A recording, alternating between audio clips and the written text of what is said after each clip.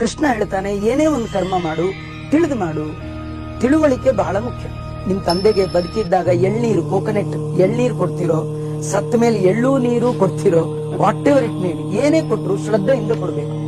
ಅಪ್ಪ ಆರೋಗ್ಯ ಇಲ್ದಾಗ ಎಳ್ನೀರು ತಂದ್ಕೊಡು ಅಂತ ಕೇಳಿದಾಗ ಹಾಳಾಗೋಗು, ನೆಂದು ಬೇರೆ ಗೋಳು ನನಗೆ ಅನ್ಕೊಂಡ್ ತಂದ್ಕೊಡೋದ್ರಲ್ಲಿ ಏನು ಪ್ರಯೋಜನ ಇಲ್ಲ. ಹಾಗೆ ಎಳ್ಳು ನೀರು ಬಿಡುವಾಗ್ಲೂ ಕೂಡ ನಮ್ಮ ಹಣೆ ಬರ ಎಲ್ಲ ಹಿಂದೆ ನೋವು ಮಾಡ್ಕೊಂಡ್ ಬಂದ್ಬಿಟ್ಟಿದ್ದಾರೆ. ಅವ್ರು ಏನೋ ಹೇಳ್ತಿರ್ತಾರೆ ಪುರೋಹಿತರು, ಇವನು ಮಾಸಾಗಿ ಮಾಡ್ತಿರ್ತಾನೆ, ಇವನಿಗೂ ಗೊತ್ತಿಲ್ಲ, ಹೇಳೋನ್ಗೂ ಗೊತ್ತಿಲ್ಲ. ಎಳ್ಳು ನೀರು ಯಾವ ಕಡೆ ಜನವಾರ ಹಾಕೋಬೇಕು ಗೊತ್ತಿಲ್ಲ, ಕೆಲವ್ರಿಗೆ ಜನವಾರವೇ ಇರಲ್ಲ, ಇದ್ರೂ ಬೇಕಿರಲ್ಲ.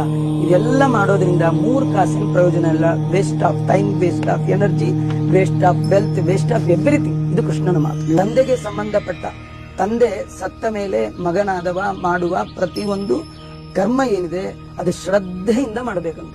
ಅಲ್ಲಿ ನಿಮ್ ದುಡ್ಡು ಕೆಲ್ಸಕ್ಕೆ ಬರಲ್ಲ, ನಿಮ್ ಐಟಮ್ಸ್ ನೀವು ತಂದಿರ್ತಕ್ಕ ಯಾವುದು ಬರಲ್ಲ.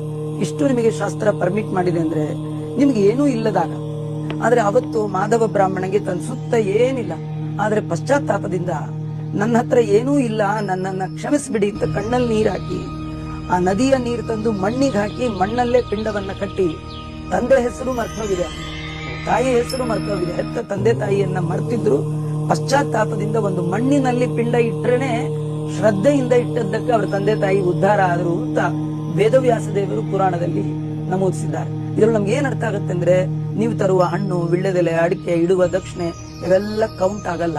ಅದರ ಹಿನ್ನೆಲೆಯಲ್ಲಿರುವ ಭಾವ, ಯದ್ಭಾವಂ ತದ್ಭವತಿ ಅಂತ. ನಿಮ್ಮ ಮನೋಭಾವನೆಯನ್ನ ಭಗವಂತ ಕನ್ಸಿಡರ್ ಮಾಡ್ತಾನೆ. ನೀವು ಏನ್ ಐಟಮ್ ಕೊಟ್ರಿ ಮುಖ್ಯ ಅಲ್ಲ, ಐಟಮ್ ಹಿಂದೆ ಇರುವಂತ ಭಾವನೆ ಮುಖ್ಯ ಆಗುತ್ತೆ.